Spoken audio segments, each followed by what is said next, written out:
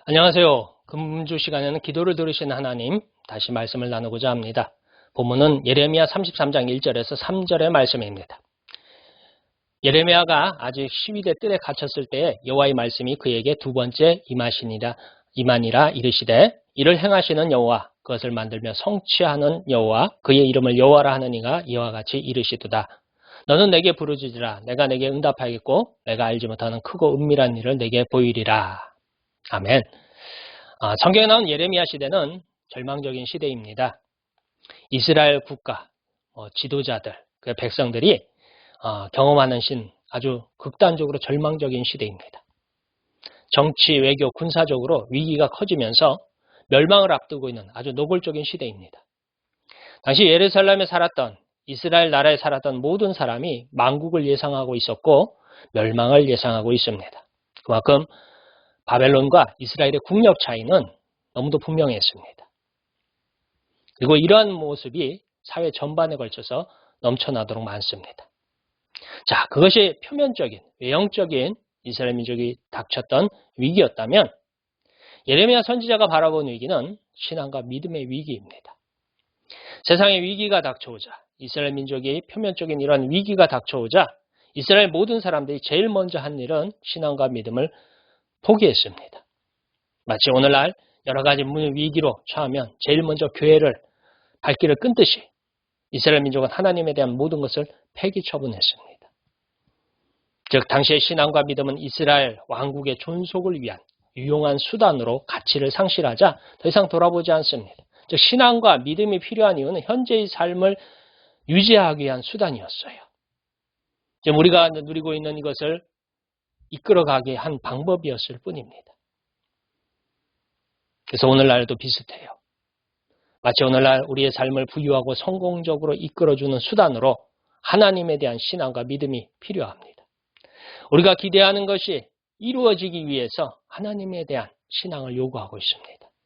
즉 자녀들이 잘 되고 부유해지고 또는 건강해지며 우리의 모든 일이 형통하기를 바라면서 신앙과 믿음을 가지고 있는 것입니다. 그런데 우리가 기대하는 것, 우리가 바라는 것들이 무너지는 순간 우리도 역시 하나님에 대한 모든 것을 쓰레기통에 던집니다.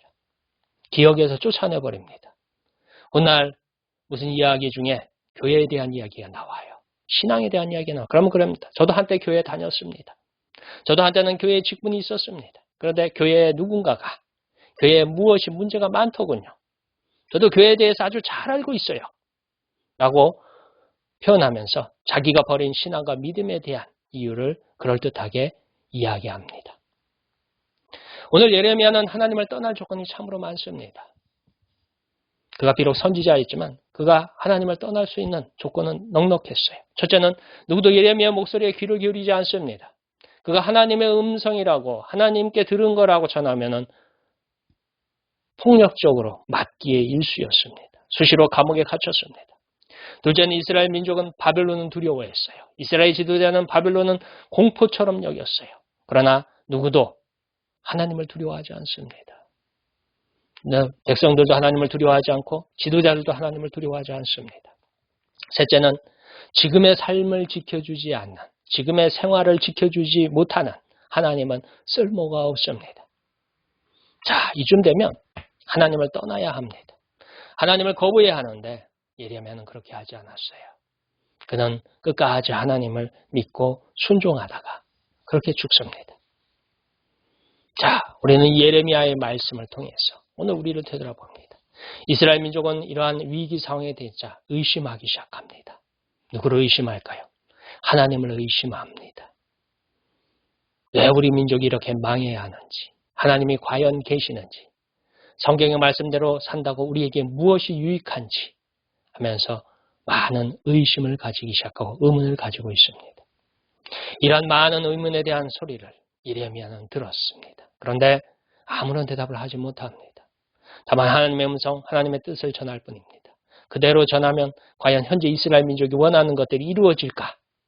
만약 그 순종하면 하나님이 원하는 대로 이루어질까라고 바라가면 예레미야는 그것에 답하지 못합니다. 하나님이 대답하지 않습니다. 여기서 우리는 하나님의 답이 있습니다. 하나님의 답은 뭐냐? 내가 알지 못하는 크고 은밀한 일을 내게 보이리라. 오늘 우리에게도 동일하게 하시는 말씀이에요. 이것은 하나님께서 일하시는 방법입니다. 하나님께서 세상을 통치하시는 방법입니다. 이스라엘 민족, 남유다의 지도자, 백성들이 원하는 방법이 아니라 그들이 기뻐하는 방법이 아니라 기대하는 방법이 아니라 하나님께서 궁극적으로 하시고 싶은 일을 말합니다. 사실 우리는 항상 하나님께 바라는 것이 있습니다. 저도 교회 예배가 시작하면 항상 저희 교회 교인들한테 그래요. 하나님 앞에 올 때는 반드시 바라는 것을 가지라고 해요. 왜요? 히브리서 11장 1절에 그럽니다. 믿음은 바라는 것들의 실상이요 보이지 않는 것들의 증거니라고 기록하고 있습니다.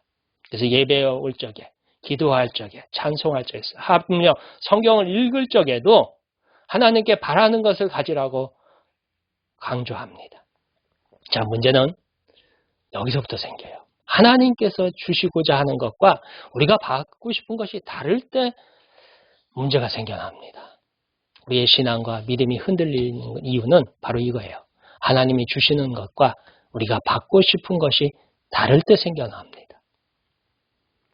이스라엘 민족 유다 왕국은 오늘 예레미야서에 나오는 이스라엘 민족 유다 왕국이 원하는 것은 그들의 현재의 삶이에요. 현재의 생활.